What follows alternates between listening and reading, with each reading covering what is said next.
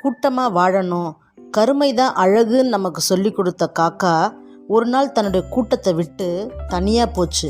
எதுக்குன்னா, நான் மயில் மாதிரி ஆட போகிறேன், குயில் மாதிரி பாட போகிறேன், என்னுடைய திறமைகள்லாம் இந்த உலகத்துக்கு காட்ட போகிறேன் அப்படின்னு சொல்லிட்டு தனித்துவமான தன்னுடைய காக்காய்க்கு இருக்கக்கூடிய குணங்களெல்லாம் விட்டுட்டு தனியாக போச்சு.